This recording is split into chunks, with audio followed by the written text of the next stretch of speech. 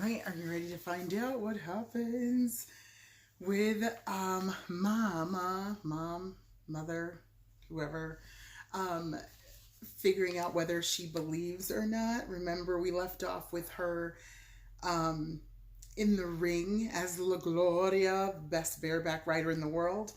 And then Catherine unwished, and they found themselves back in the newspaper office. Their mother sat at her desk, a dreamy, faraway smile on her face. Catherine turned to her anxiously. "There," she said. "Now do you believe?" Their mother's smile vanished. She looked stubborn. "That didn't happen," she said. "It was a dream." "How do we all know about it then?" said Catherine. "You don't," said their mother. "You couldn't." And nothing any of the children could say would make her believe anything else. After 5 minutes of trying, they were all breathing hard and beginning to feel a bit desperate. "And may I point out," said Mr. Smith at last, "that if you would only listen to me—" But Martha interrupted him. "Of course, if you ask me," she said, "the trouble is, none of those wishes were any good because we didn't make her believe first." The others looked at her. "Of course," said Mark. "Out of the mouths of babes," said Jane. "Why didn't we think of that?" said Catherine. "Naturally, you have to believe in magic. Otherwise, if it starts happening to you, all sanity is despaired of." "Exactly," said Mr. Smith. "Now, I suggest—" But Martha had the charm in her hand. Really? Can you just get up? Never mind. "Oh, Mother," she said earnestly. "Mother, dear, if you just wouldn't be so stubborn about it. I wish you'd believe what we keep telling you. I wish it twice."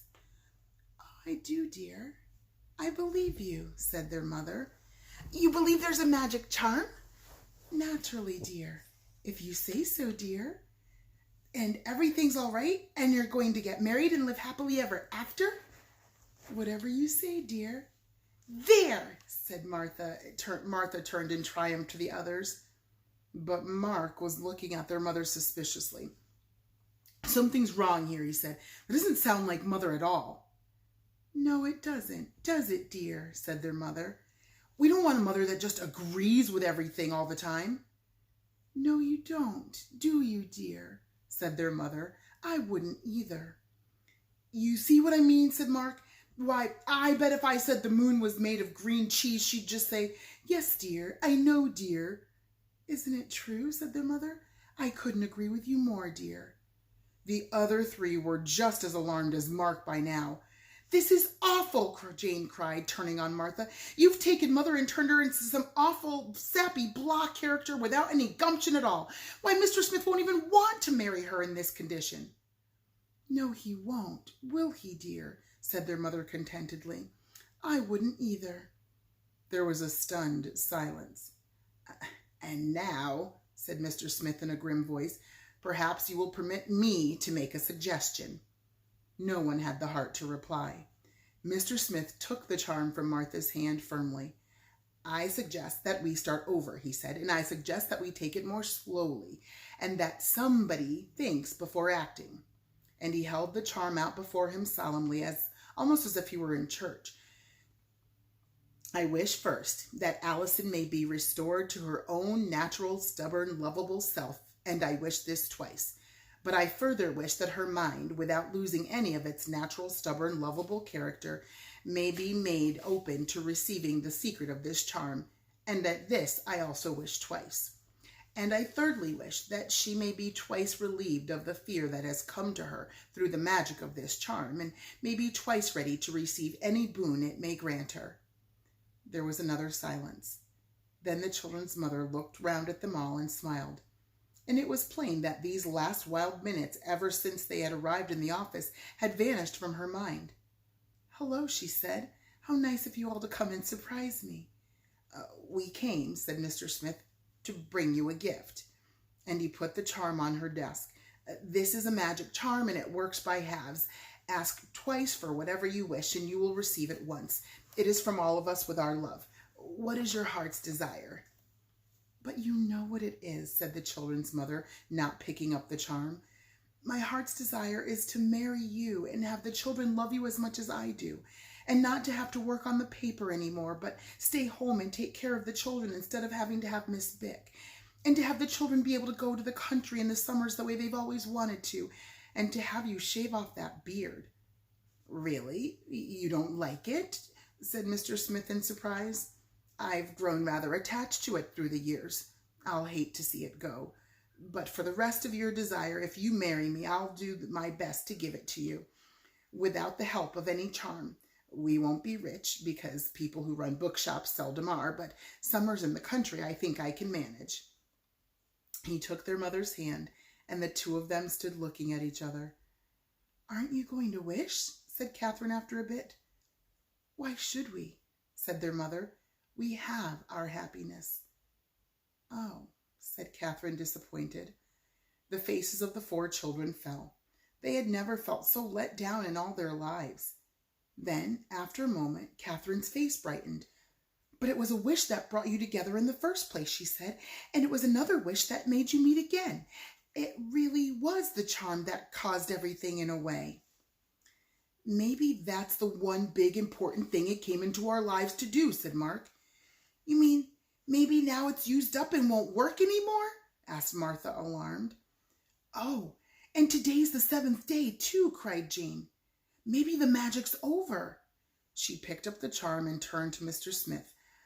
"I don't want to butt in, and I'm sure you could give Mother her heart's desire by the sweat of your manly brow alone," she said, but just to make sure, I wish all her wishes would come true twice."